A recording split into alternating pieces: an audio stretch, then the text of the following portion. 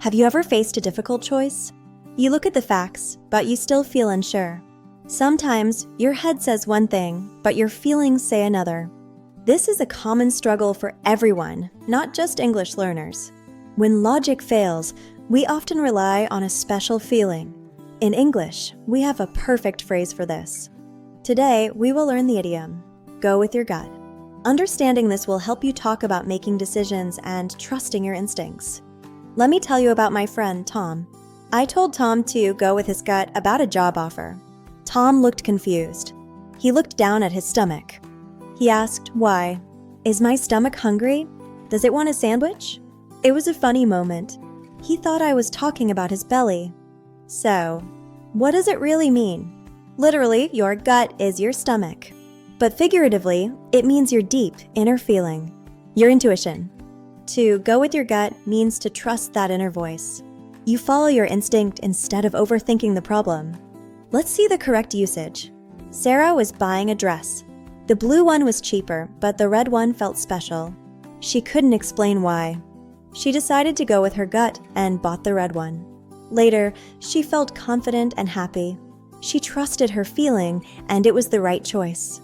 Let's look at some examples. Please read along. I didn't know the answer to the test question, so I just went with my gut. Here is another one.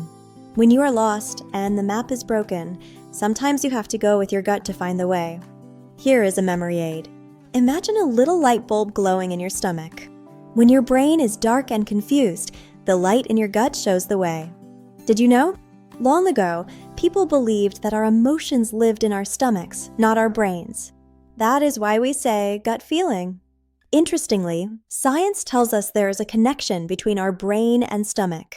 So, a gut feeling is actually your body talking to you. Let's learn similar phrases. Trust your instincts is very formal. Follow your heart is more emotional. Use your intuition is more intellectual. What about the opposite?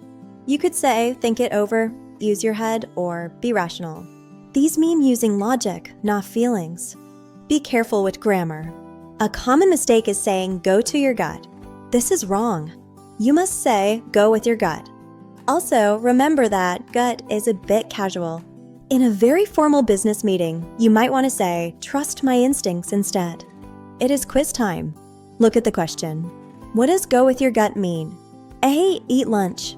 B. Trust your instinct. C. Ask a friend. The answer is B. Trust your instinct. Did you get it right? Good job. To recap, go with your gut is a powerful tool. It helps you make choices when logic is not enough. Using it makes your English sound natural. Now it is your turn.